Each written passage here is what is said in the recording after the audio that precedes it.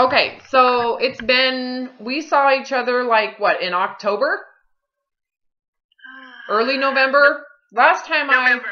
I just remember thinking, all right, we're not going to talk until January, which gets you through the entire holiday season, right? Yeah, exactly. So, and fun.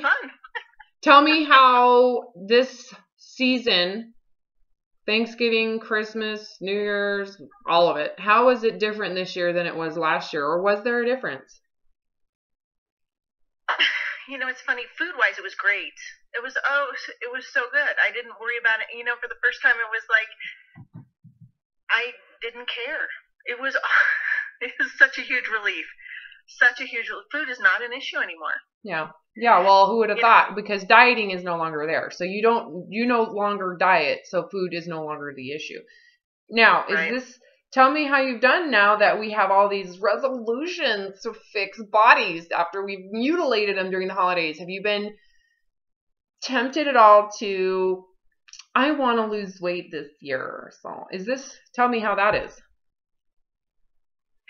Well, it's funny because the formula I know to lose weight is not something that I'm going to support. So tell me what is that formula? Are you willing to divulge your formula? The formula they say that works is eat less, exercise more. So starve yourself, and then you'll lose the weight. But I know that although that works, that you lose the weight, you can't keep it off and you're miserable. And then you have all these food issues. So I'm not willing to do any of that. Mm-hmm. Yeah. Is this the first New Year's that you don't have the resolution to lose weight? Absolutely. And how long? Since college. And so that was what, 20 years ago? 20? Yeah. 30 years Are ago? you kidding? 30 years ago. 30 years ago. So it's been, for the first time in 30 years, you don't have the resolution to lose weight or control your food intake anymore. Like, do you feel the need do you need to fix? Because I think, too, a lot of people don't just have the resolution to lose weight. They have a resolution at this period of time to control themselves. Yeah. That allure of control. Well, it's funny. I never worry about anymore, which is a huge, and I never feel guilty about, what I'm going to eat. Mm-hmm. If we're out and about and we get hungry and we do fast food, heaven forbid, you just eat till you're satisfied. I know, right? And you don't have to feel guilty about, gee, I had to go to Arby's, or gee, I had, and there's no stress and pressure on that at all. It's like 1,000 pounds has been lifted off my shoulders. How does it now? And you've just gone through the most gluttonous sugar fest of our culture. Wouldn't you agree? I mean, It's like 8 straight weeks of cookies, candy, pastries, chocolates, chocolate covered this, chocolate covered that, nuts. I mean, homemade this, seasonal that. I mean, and it's everywhere. It's people bringing it to you, homemade, the love of what they're bringing for you. It's easily purchasable on every corner, right? Not only that, but now it's extremely cheap. Everything's 75% off. Those cookies that have the shelf life for 3 months, they're 75% off right now. I mean, you have access to this at any time, all the time. Do you see now that we really do have access to this? It just so happens to have a different color this time of year. It does, yeah. It's like my mom said something perfect over Thanksgiving, and I think a lot of people probably say this because I've said it in the past. Thanksgiving Day, we were eating dinner, and she's like, God, I'm so full, but I want to eat some pumpkin pie. It's okay, because this is the one day of the year we can eat till we're sick. Oh, my God. I've heard that, and every time I'm like, really? I know. I was like, this is the one year I've never felt sick at Thanksgiving, so I feel great. Did you have the stuffing and the potatoes, and did you had everything? Okay, and there was no impulse for you to eat excessively. No. Tell me how last Thanksgiving was. Oh my God, it was horrible. Like I remember this, and I will remember this forever. And now I can't realize how I had this feeling, but like you have to eat it because it might not be there. Yeah, well, for sure. And it's going to be gone before you know it, right? Like you can't go buy another one tomorrow. Right. Like there's not going to be any leftovers tomorrow. Mm-hmm. That, I think that feeling, don't you agree, isn't based on reality? Because in reality, is it going to be gone tomorrow? No. What is that feeling of like it's going away come from? Well, it's the thought of deprivation and because it's forbidden. Because you can't eat that. So because you're giving yourself freedom in this moment, because you've already failed in this moment, plus you're going to get fat. So plus everybody, it's an acceptable time of year to eat everything. You don't get judged for the first time by everybody in your life. Because everybody's doing it. Everybody's like, oh my God, I ate too much. Oh, I went to this party and I drank too much. Oh, I did this. Oh, I did that. I got another cookie exchange to go to or whatever. Yes, right? So I'm going to give myself all this leniency to hurt my body, to feel disgusting, to feel sick, all because at the new year we're going to control this. We're going to put it under a rug, and I'm going to feel so good now that I have my control. So that's the new year part, right? Yeah. Absolutely. So you don't have any damages that need to get fixed, do you? No. As a matter of fact, I, for the hell of it, got on the scale because I was like, I wonder how that went. And I'm the same weight I was before Thanksgiving.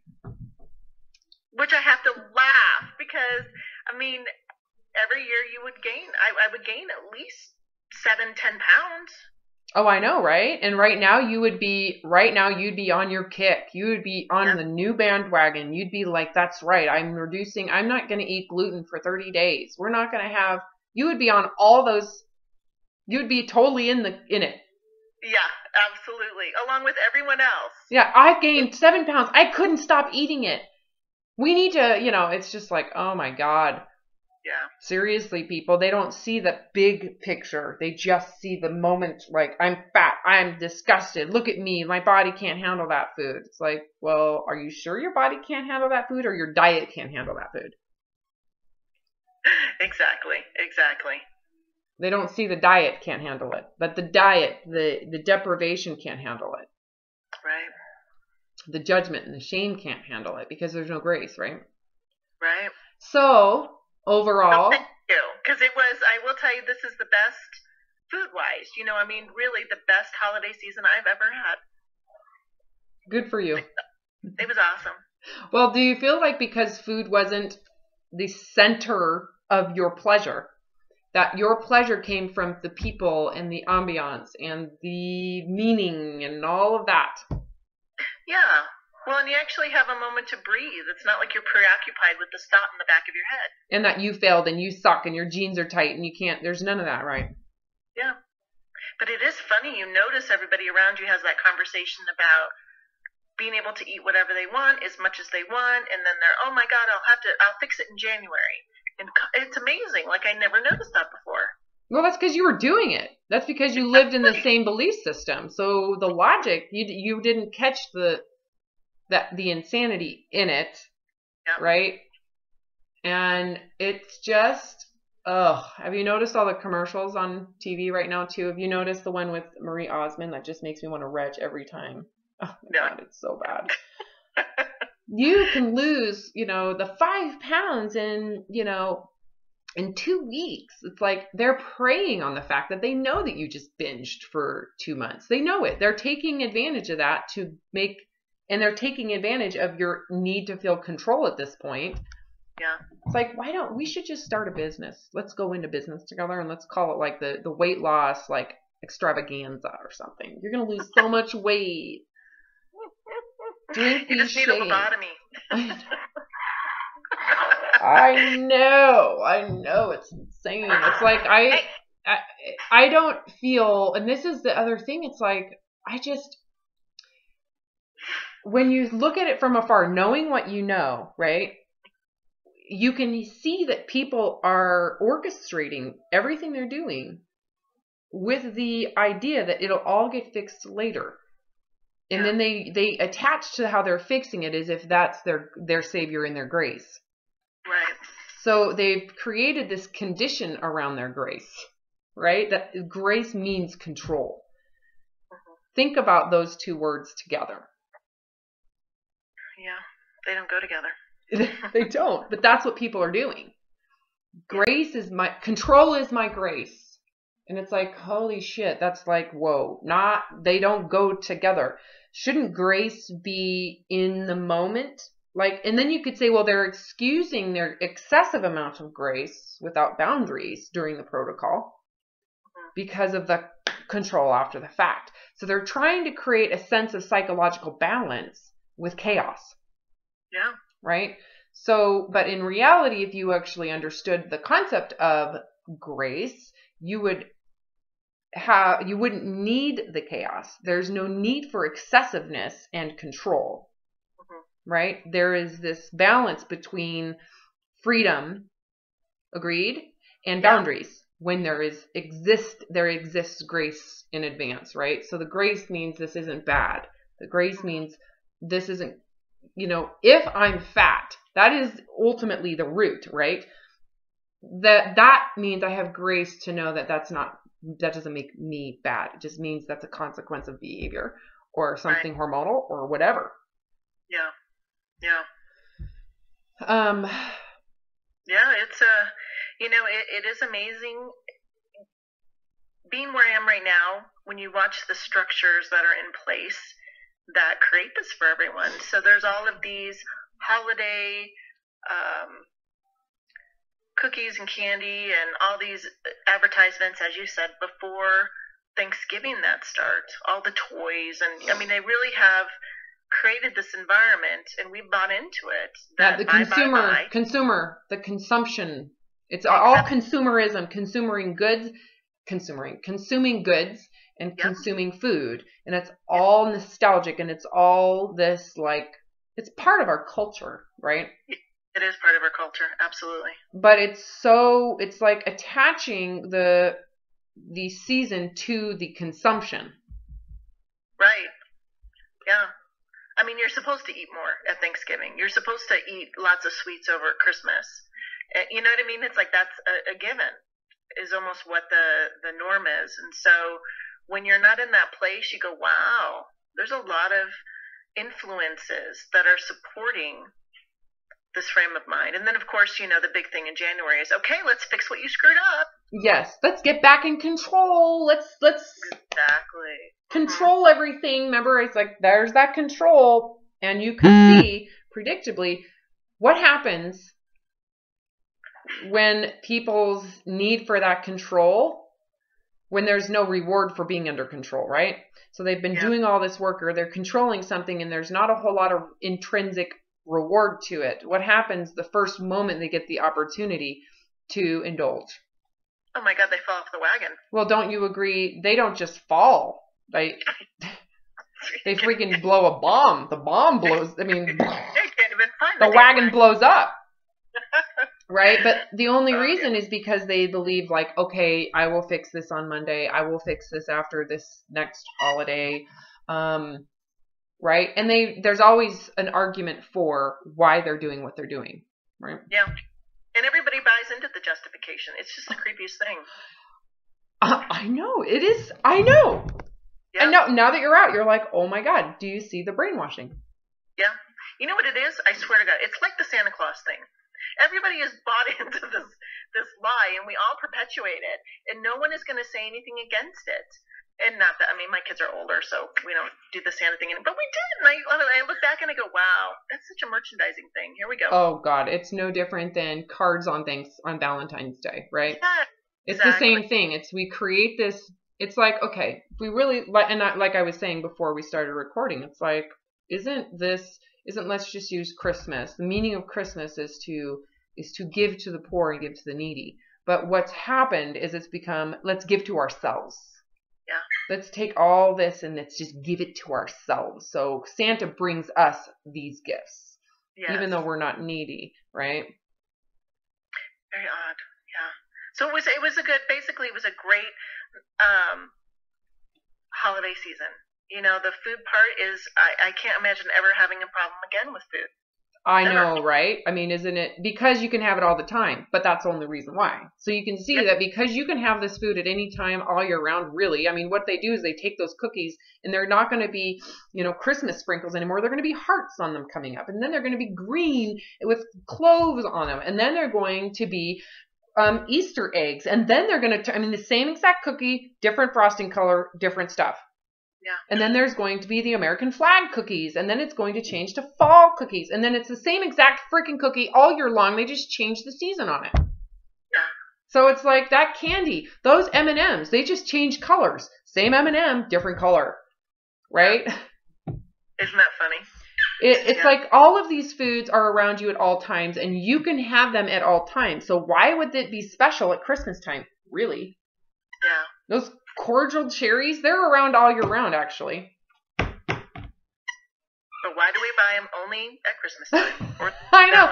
But the point is that you gave yourself, because you don't need to lose weight, because you've decided this is good enough, even though we could easily judge the hell out of the body you're in, right? Based on some belief. You've accepted it. So because of that, you don't have to diet. Because of that, you're not deprived of those choices at any time, year round. Because of that, what happens to this impulse to excessively eat during the holidays? Yeah, there is none. Because you know that you could have it at any time. And so all that food is still there. That's the other thing that's funny is, you only eat till you're satisfied. So you pick things wisely. I know, right? Why would you choose to eat the M&M when you have something else that tastes better? Exactly. So you're specifically speaking about narcotic parts of we're talking about getting high off of the food. So it's like, if you're going to get high off of food, don't you think you should match what's going to create the most like dopamine and all of that, like all of that narcotic part?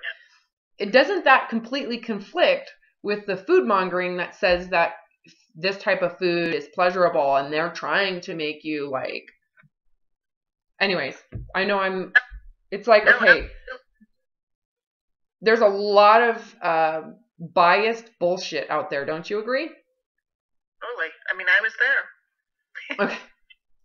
I know. I totally was on board. And now you just went through if you were truly addicted, this would have been the most difficult time of year. Yeah, and it wasn't. It was just like a day. It was the easiest thing you've done in 30 years, and you don't have any damages done. And did we have to control you during this time? Did you have to withhold yourself? Did this take discipline? Did this take discipline? Not at all. Not at all. Before, would you have said, you must have so much discipline? So crazy. It's so crazy. Like, I can't imagine standing on the other side. I can't imagine, like, if I had known this 30 years ago, oh my God. Well, your body would not have the consequences from... Exactly. I know. So that brings me to the next thing. Are you ready to do a round of the HCG protocol? It's funny, I am. And I'll tell you why. I was giving that some thought. I was like, there's things about my body that I know the HCG will help, like my joints and things like that, but it's like internally. And I was like, it was so funny because I was just thinking about that other day. I was like, it doesn't even feel like deprivation. It feels like, God, that would be really great. My body deserves to be taken care of. Do you know, like... So do you see the protocol now is not about you feeling better about yourself? Exactly. So do you need to weigh yourself on the protocol? No, not at all. Does it matter? So if you're going to eat to hunger of protocol food, do you need to worry about anything? No. Do you need to worry about the 2-pound gain at the end? Do you need to carry your scale with you? Do you need to do an apple day? No steak days, no apple days, no nothing. Isn't that exciting? Is there a need to do all the extras on the protocol people have created, all these new foods and all the cheating they do because they need the lenience, they need the chocolate delight, they need all this stuff. Do you need any of that now? No. I know. Not at all. Because it's funny because when I thought about that, and again, I've done the protocol, I failed the protocol and done it 5 bazillion times. But I'm clear now that it's not like it would be a deprivation. It's like an opportunity for me to do something for my body. Okay, what happens when this is over and because you have to be able to do this protocol and go back to this exact way of eating today, this freedom to eat anything when you're hungry, you have to be willing to say, and if I gain weight back doing that, are you okay with that? Yeah. That is the difference. Do you see that is the biggest difference in this whole thing? Not only do you not care about how much your weight, body, how it changes itself, but you no longer attach to it as if you have to find a way to keep it. Yeah. Because if you have to find a way to keep it, isn't that the sign of ego? It is. And then again, it's not about your spirit. It's all about, the vehicle and that it's bad and wrong. And And we have to do something to keep it in control because the body can't control itself. Exactly. Yeah, without a diet, you're going to blow up like a balloon, right? Right. Well, and if you're eating to hunger and you gain weight back, your body's doing the best it can. That's what it needed to do. That's what it. Okay. So let's say its set point is 10 pounds higher than you want it to be. Well, then your set point is 10 pounds higher than you want it to be. You got it. And you do the protocol again, in 6 months or whatever. Because again, it can only heal itself in increments. I mean, I've screwed this body up for 45 years. Do you know what I mean? What I think is funny, you've screwed this body up for 45 years dieting, right? And then the compensating binges. Should you be telling the body how to fix those damages? Do you see wow, so you caused this and then you're going to sit there and discriminate and judge against how the body fixes what you did? Yeah. You have to completely be eliminated. It's going to take whatever it takes. Yes, and knowing what you know now, would you advise someone to have goals? No. I know. Would you ever have thought that you were going to say that? In the past, you'd be like, you need to have goals. I'm all about spreadsheets, honey. Doesn't that give you something to look for? And doesn't that give you inspiration and motivation? Yeah. It's like, Honey, this was the first New Year's that I haven't, New Year's Day that I haven't made a spreadsheet. Hallelujah, honey. Congratulations. I know. It was weird. I felt like, God, I'm missing something, but it was such a huge relief. Because it's going to be fine. Have you thought to look at your spreadsheet from last year? Yeah, because as I went through my calendar and changed things out, I was laughing my butt off. I'm like, wow. So this is how I judge my work. That I would have lost 20 pounds by X date, 30 pounds by X date, working out this many days a week, drinking this much water, like that. And, no. Congratulations. I mean, seriously, how do you not, when you're saying this and you're like, oh my, do you not hear how crazy it is? It's so crazy. Yeah. It's freaking nuts is what it is. I so did not, However, I mean, let's not judge it, right? Because you think the intention of people who are in that, I think their intentions are good. It's not like they know they're crazy. It's not like they want to cause harm. But do you see how harmful that is? Yeah. Well, and having been there forever, I will honestly say, you get so desperate to do anything. So when you talk about eating till you're satisfied, only eating then, eat whatever you want, it goes against everything that's out there. I know it does. And because everything says that when you're thinner, you're happier. When you're thinner, you're healthier. When you're thinner, that's what they teach. But ultimately, you're not thinner. And how much happier are you? And how much healthier are you right now? Yeah, so much. So much more. It's like, wow, who would have thought you could have all of that without losing weight? Yeah. It all stems from your consciousness and your state of mind and sense of worth, right? Because you're saying this, right? And what the hardest part, would you not agree, was accepting the body you had right now. No conditions, needing no change. That was the pivotal shift that had to happen. That is the hardest part. The food is easy, actually. It's the hardest part is looking at yourself in the mirror and going, I'm happy with myself just the way I am. Well, and even if you can't say that, you have to go, I have to accept this, because otherwise I'm going to be continuing the insanity of trying to fix damages, implementing diets, having the impulses to overeat that are real because of the diet. Those impulses were real before. Yeah. It's not like you made them up, but they only existed under the fact that you had to lose weight. So it's like, how did you get out? You went out by saying, I will never lose weight again, and having to grieve that thin body. You had an image of that ideal thin body in your mind that you worshipped, and you had to let it go. I did. I know. And that's why the HCG, when I think about it now, I think about how exciting is it, because I don't really care what happens to my body.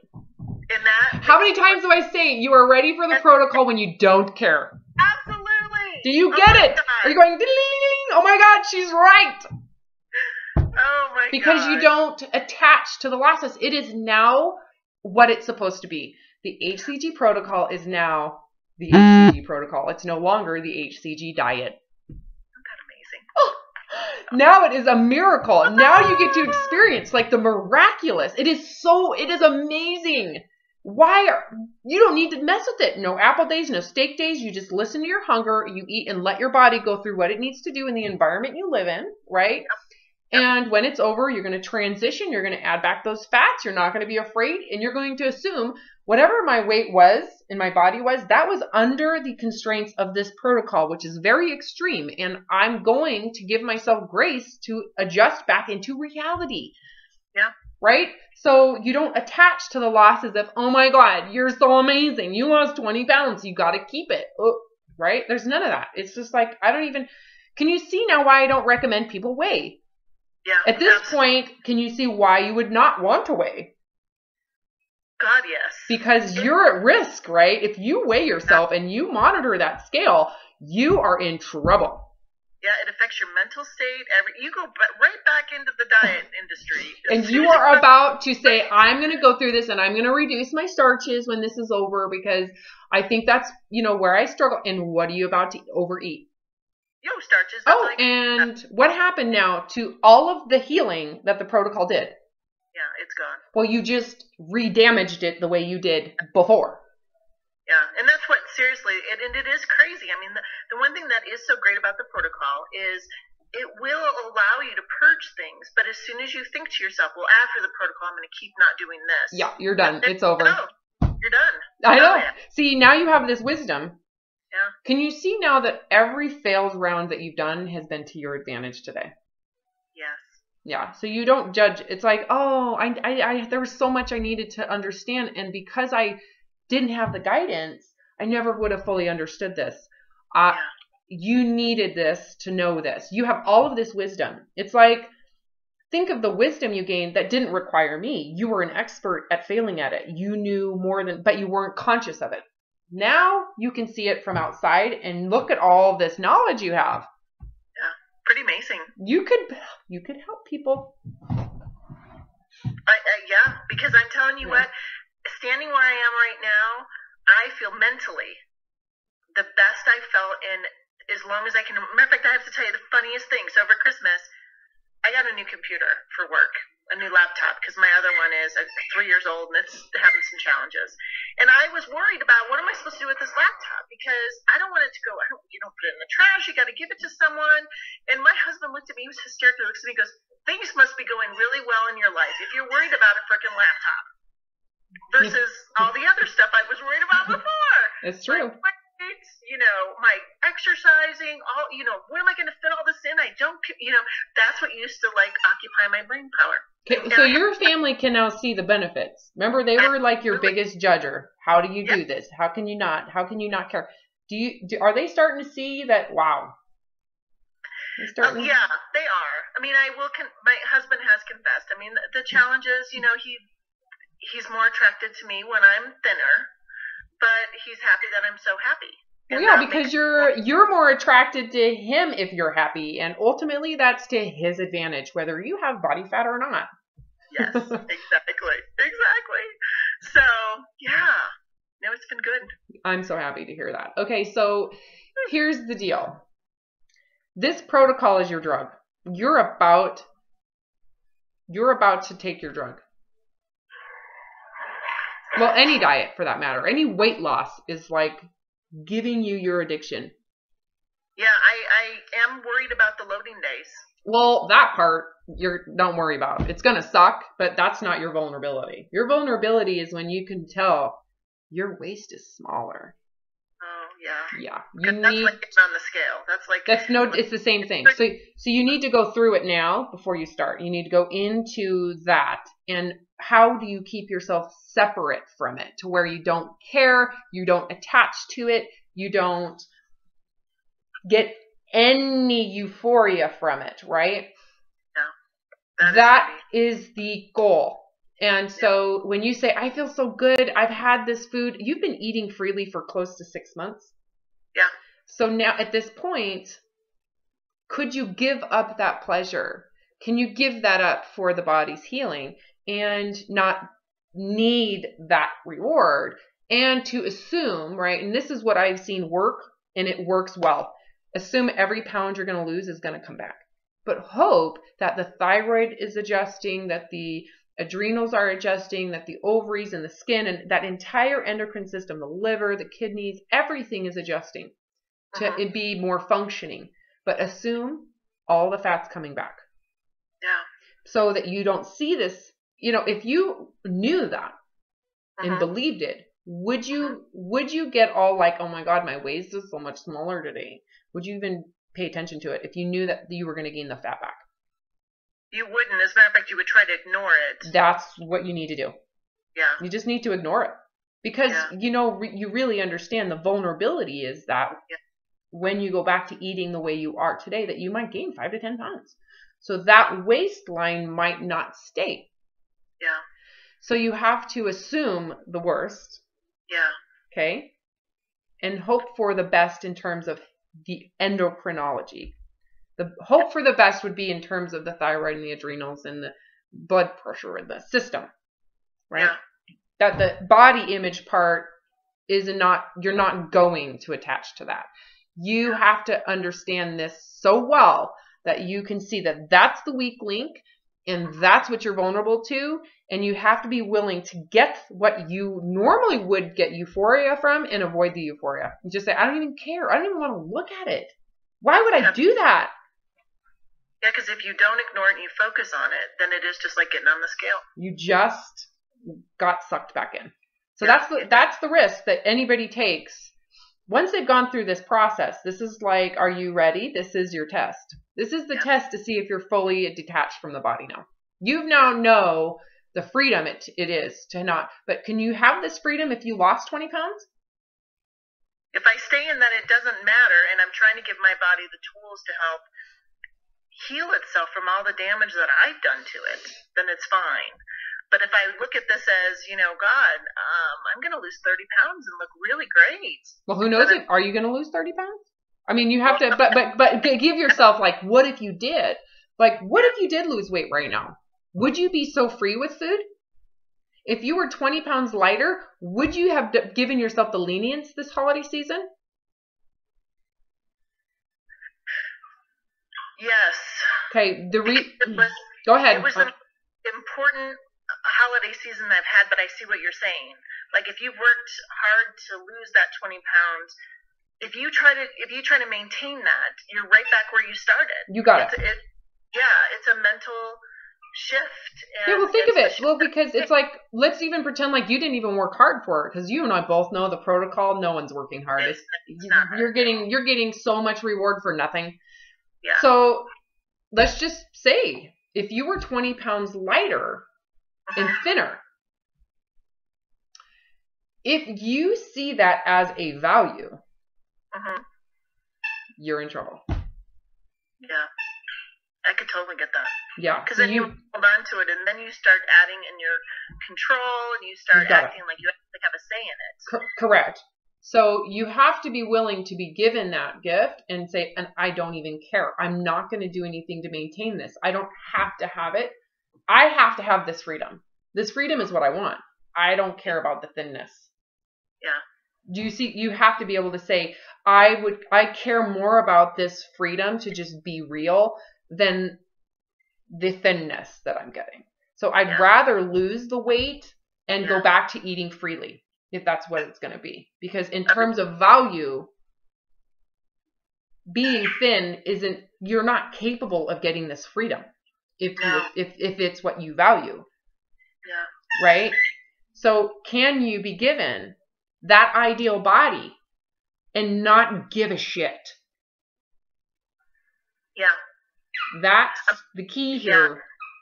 That is key, and I see what you're saying. It's like you have to, if I keep standing in the place where I go, okay, so I have done so much damage to my body, and my body is going to fix whatever it needs to fix, and my job is to give it the tools to do that, and whatever happens, happens, but how I am right now is perfectly fine. Yeah, and does anything really change? I mean, if you close your eyes and you've got a thinner body, is anything changing really? No, it's not. And that's the thing that is the big illusion, right? Yes. Is that he says, geez, lose 30 pounds and suddenly you're happy. No. If I were to lose 20 pounds, then I just need smaller clothes. But I'm still going to have the same issues, the same whatever it is. And in my opinion, that would just possibly show that my body's trying to fix some things. Yeah. You got it. Oh my God. Amazing. Wow. Did you make a connection in that? Yeah. Okay. Yeah. That's why it's like, if it's true what you're saying, you should be given your gift. You should be given the gift of weight loss and be like, I don't even care. Yeah. I'm not going to try to defend this. If you care, you're going to try to defend it. Yeah. Do you see? And that's what you just said. Once you have to have it, you're going to defend it. And that's where the cycle begins. That is where it begins. It begins in believing that you are better with being thin and you need to keep it. That's the illusion that you were saying. That's a complete illusion because it's not true. Being thin doesn't change the environment at all. Yeah. It might change your husband's horniness, but ultimately, that's him. That's not you. That's him. That's his horniness, not yours, right? Yeah, right. So that doesn't even change for you. That's him. So ultimately, nothing for you is changing if the body loses 20 pounds. Similar to nothing really changes if your body gains 20 pounds, right? Which was the risk you took when you decided to eat freely without shame and guilt. Exactly.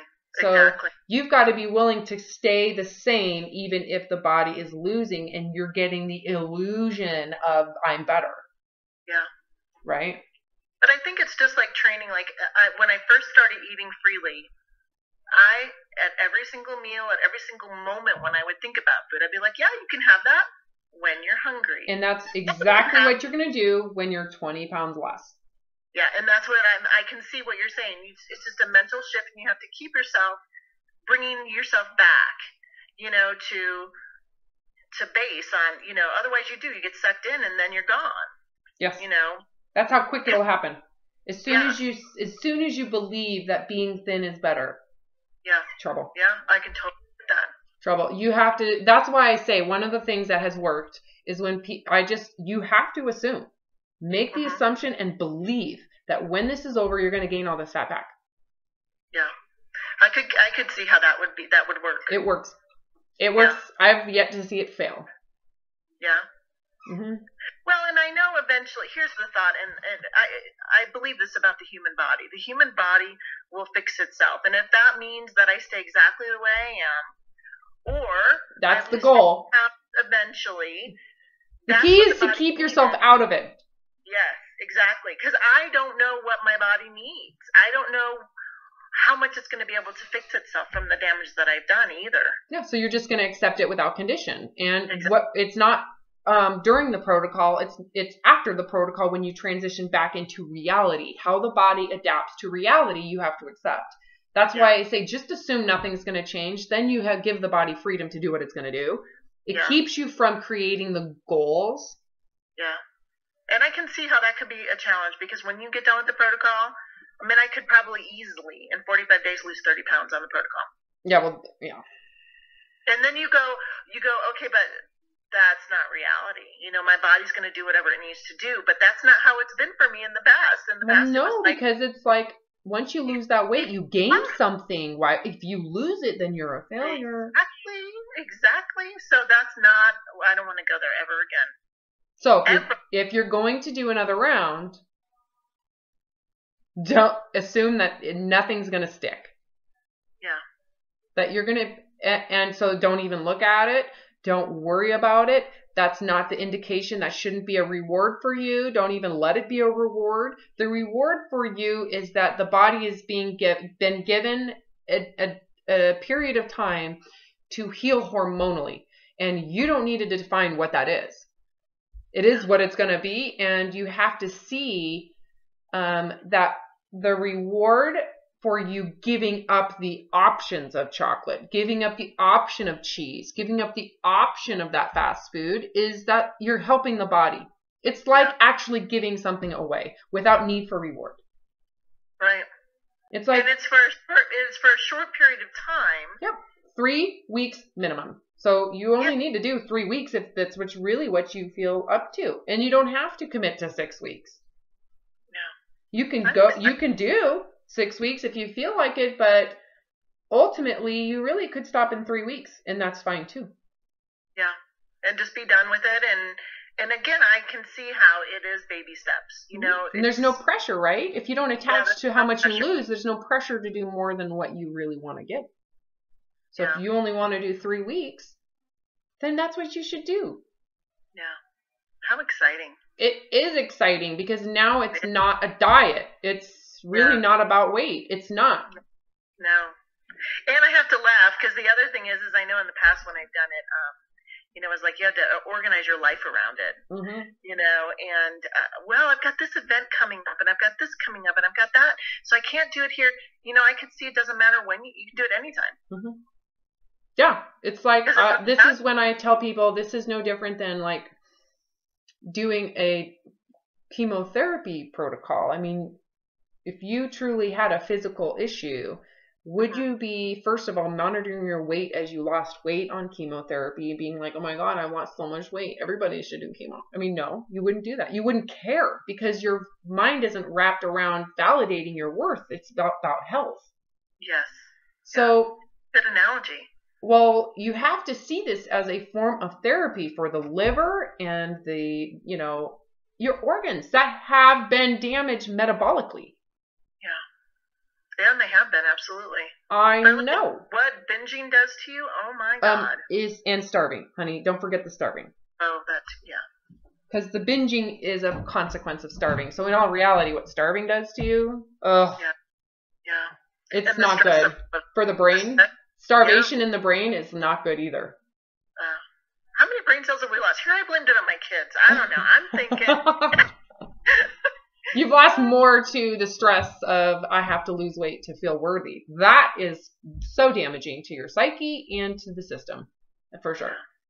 So anyways, so yeah, I'm excited. So are you, so really, you just need to prepare. You do need to be prepared.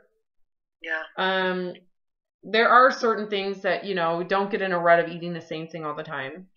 Because you do need that pleasure. Your brain still needs pleasure. And so you need to find that source of pleasure with the protocol restrictions. So use pretty plates in classes, you know, drink carbonated water, put lime in it or lemon or cucumbers in it, you know, make salad dressings that are, that use, or, you know, like the gourmet sea salts, you know, where you've got this delicious sea salt that's expensive, but it's got all this flavor and you want to feel like within those boundaries that you have the freedom of choice within the boundaries, right? So giving yourself variety is a huge part of the narcotic pleasure of it.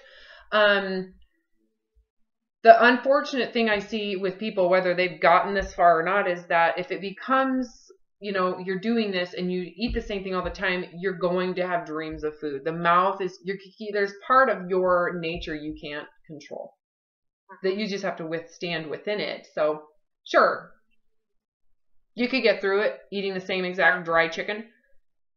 However, you still need to honor that food should be pleasurable. Even if we were living in true famine, don't you agree that if you had, you know, potatoes, that you would try to fix something good and fun and exciting with those potatoes? Potatoes aren't on the protocol, but I'm just using that as an example. Like if we were in famine and all you had was, don't you agree you'd set the table and make it special and thank God for the potatoes?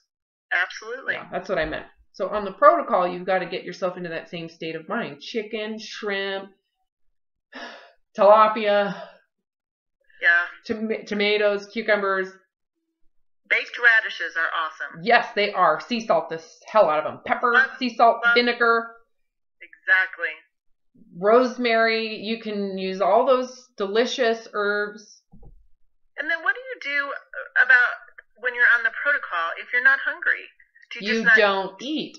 Oh, here we go. Okay. I know. Nothing's changed. You're going to let your body decide hormonally when it needs food. Hormonally. Yeah. So because you know how there's days where you're just not. Oh my God! You're like, I know I'm supposed to eat this, but I'm not hungry. And you don't eat. Okay, good. That is a huge relief. And then you'll notice on another day, you're like, holy crap, I've already eaten both of my servings of this and that. And you get another serving because you're hungry. And you should eat. So the protocol does this. Yeah, which is so much nicer because it's going to make it easier to do from the standpoint of you just, again, listen to your body. Yeah, nothing's changing. Except for you just are limited to what is accepted from Dr. Simeon's. And for the most part, I follow Dr. Simeon's protocol. I don't follow his system because it's got all sorts of bulimia in it. So, and he didn't even know it. No, he didn't. I mean, his intentions were pure. You know, I would agree. He just didn't know that today's society would be so egoic over how thin you are, and that people would create problems where there are none. But anyways, nothing's changing. Okay. The only thing that will change is that you're taking the amount. We're going to be manipulating your hormones through the HCG so that your need for food is less. So your hunger rhythm should be significantly reduced. That's the only difference. And because your need for food is so significantly reduced, you really need to be cautious about the choice. And that's where the protocol comes in. Is that what he found is with this specific amount of HCG and how inflamed the body gets, that your need for food is so much less that you have to really pick apart what you can and cannot eat on it. Yeah. And it really, ultimately, what I believe it's about is the rhythm of eating food that are predictably within the rhythm of the body. I'm sure there are foods that you could eat that aren't on his list that wouldn't affect it, as long as it's fitting within the rhythm or consistency of the protocol. So by having that specific amount of food, the body can specifically acclimate to its hormonal response to those foods because there's not a whole lot of variety. If there's more variety, you're getting more variety in hormonal rhythm. So by having it predictably the same for a period of time, it actually creates that ideal environment for that mitochondrial proliferation that I talk about in Weight Loss Apocalypse. See, now we're getting into all of like the really cool stuff. Yes. No, I love it. Anyway, so I hadn't thought about that's why he does that, but that makes sense. Well, go back and read Weight Loss Apocalypse. Oh, it will mean so much different to you now, by the way. I can't wait. That's a good point. Oh my gosh, I hadn't even thought about that. Because now I'm actually going to get it. You are, and you're going to go, oh my God. What she just said right there is the truth, and unless you've been through this, you won't even see it. Yeah. There's a reason I couldn't go into more depth. I was like, I'd taken 2 years to write that damn book, and then by the time that it was published, it was like, I don't even know how to explain this further. I just know that this is true, and I don't know how to do it in words. I'm struggling to this day to write what you just went through. I don't know that you can write it down. I know. I'm really having a hard time. I know, because I mean, as I've told you a couple of times, I watched all of your videos, every single one of them, and still could not figure out how the hell to get in that place. And I talk with you one time, and I'm like, wow, okay, I got it. I know. It's how do you explain? And it really comes down to this. Completely separating from body image. Yeah, it is. And that's like, how do you do it? Anyway, so yeah. Read Weight Loss Apocalypse. Again, it's a short book. It's an easy read. It is, You're going to go through this and you're going to read it and go, wow, Robin really could expand in this now. Because I could actually write a second edition if I wanted to. Well, it's just funny. Now, as soon as you said that, I was like, wow, standing in this place now, I'm sure I will get so much more out of the book, because there was a lot of it where I was like, that's not true.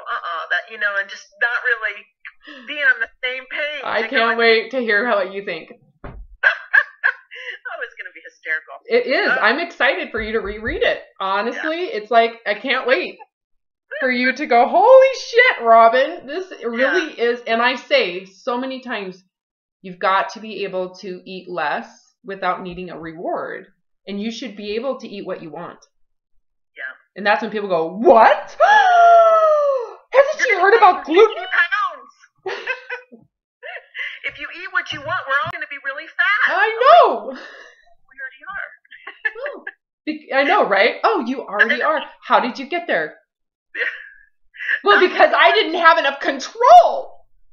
I need more discipline. We need more discipline. Sugar was addictive. Yeah. Yeah, and that gluten.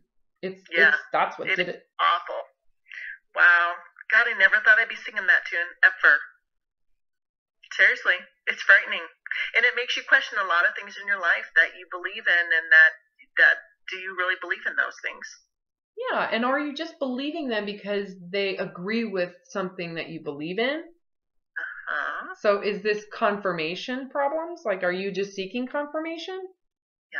Because what you need is validation for the behavior you have that you don't want to quit, or what is it? You know, a lot of it is what is this? It's a form of confirmation bias. Yeah. It's kind of creepy because you do start to look at everything in your life and how you made the decisions that you've made, whether it be, you know, food, religion, where you live, you know, education.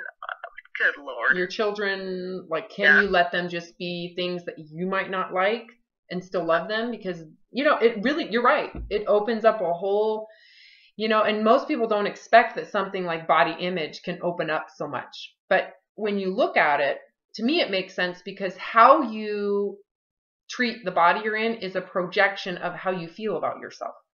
Yeah. And so if you can love the body you're in, now what changes? It's almost like everything you see changes because you now feel, kind of experience what it means to have this unconditional relationship.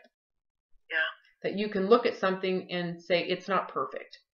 And I'm okay with that. It doesn't have to be. Yeah. That's grace. So if you can feel that way about your body, what happens to your beliefs outside of that? All of a sudden there's lenience. There is. Yeah. There is. And it's almost like, for me anyway, it was that I just assumed that was a foundation of thought process. Mm-hmm. You know, that your image is who you are, and it gives you the right to speak or not to speak. And now, when you hear yourself say that, how does it feel? It's crazy. Don't you just go, oh my God? I can't believe that I felt that way. And so it really does, you know, it's like that whole, you see those bumper stickers where it says question authority. You know, it's like people don't question these kind of things, but having done that, a whole new world is really opened up about. Not just this, not just body image, but all of those other areas. Who knew? That's crazy. Am I going to have to call the Pope and ask that you be sainted? You know what? No. No. Saint Robin. No, I just, I don't think people are consciously aware. They aren't aware. They don't realize that. They just don't. You didn't realize it. So, and not only that, but the way you were taught and modeled to live is that you force something you want. Yes. And that right there is like, but you have to really question the context for why you want that. Why do you want that? And why does it need to be forced? Yeah. You know, if there was this, if you believed that you as is are worthy, there is no need to force. And when you want something, there is no need to guarantee it. Mm-hmm. Doesn't mean you don't want something. It's like, I want to write a book, right? I want to write this book. Well, I don't feel like I have to. And nor am I trying to get approval. So it's like, it would be nice if I could get this done. But I don't have to, right? I don't need to prove anything. So there's no pressure. So it means that I can be I can be authentic with it. And I'm allowing a more natural process with it. The end result will then be what? Well, it'll be a true expression as opposed to manipulation and control, trying to prove myself, trying to look a certain way, right? Yeah. So it's like it changes the context. I talk about this a lot. I write about it a lot, like on my Facebook groups. This really comes down to context for why you do what you do. And it really is born in how you perceive yourself. Yeah. And if you can perceive yourself as worthy, don't you agree that that changes the context for why you do what you do? Yeah, and it changes your choices in every area of your life. Yeah. And it changes also what you believe is necessary, right? It's like this computer thing. This is a first world problem. And now that you see things differently, it's really not a problem. It's just a matter of doing the right thing. Exactly. Isn't that so funny? Wow. Yeah, and you want to do what's right. It's no longer, it's like Christmas. Is this really about giving ourselves, giving the wealthy more wealth? Giving ourselves more presents because it's fun to give to ourselves? Or is it about giving to someone who needs it? You know, giving sheets and clothes and comfort and food to the needy. Like, what is this about? It's like it changes your awareness, I think. And I think it absolutely does, yeah. Wow. Pretty awesome. Yeah, self-worth is kind of important. It is. It is, and it's not an egotistical self-worth. It's not like. I was going to say, and it's not ego. Yeah, that's what we get confused with there. Sometimes. I think so. I think that's another thing people misinterpret with what I've written. It's like this is not about. So many people, when I work with them, they think, well, if I don't feel bad about myself, isn't that egotistical? Isn't that like? It's like No, if you feel good about yourself, that doesn't mean that you think you're better than other people. Yeah. So they confuse those two. Yeah, because it's not in comparison to anyone else. Nope, it's not. And everybody else is free to feel good about themselves, and don't you want them to? Yeah. And they can believe whatever they want to believe and do whatever they want to do, and it's fine. And if it's egotistical, right? If it's egoic, you are better than them, and they should know that. So you need to prove that you're better than them. So there's competition. Yeah. Yeah. And there's judgment then that they don't believe what you believe. Yeah, of course. Yeah. And then if they don't believe what you believe, they just don't know. Yeah, exactly. It's true. They just suck. And there's judgment to it. So we could easily say someone who believes in the diet culture like you did, you didn't know anything else. Your intentions were good. You actually put your whole heart into something. And the whole heart of it was beautiful.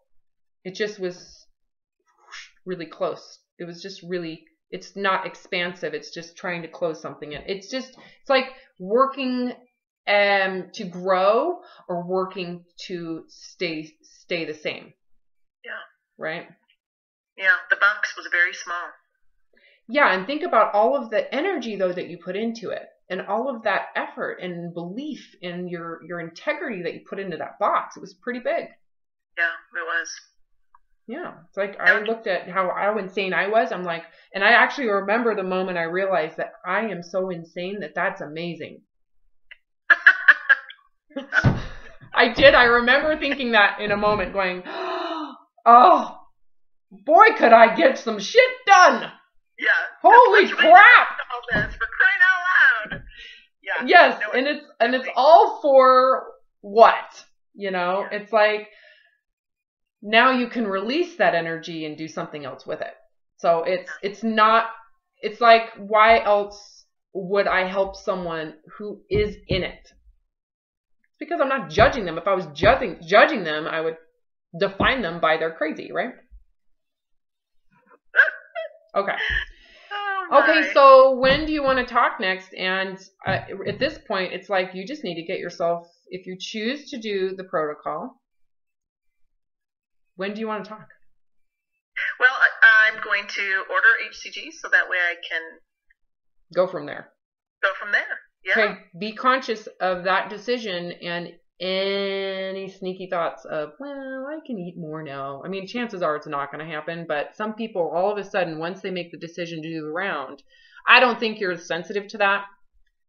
But no, my concern is going to be just staying, because I know how long it took me to give myself permission to eat food, and just constantly have to ask myself, are you hungry? You can eat that later if you're not. Yeah. Are you hungry? You can eat that later. Nothing's changing. For you've done the protocol, having that constant conversation about, it doesn't matter if you gain some of this weight back. It doesn't matter if you get all of it back. It doesn't matter.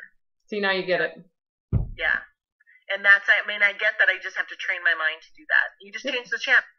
You do. Yeah. You do. And it's the same belief, same conversation applied to this process. Yeah. So I'm going to turn this off and we'll reschedule.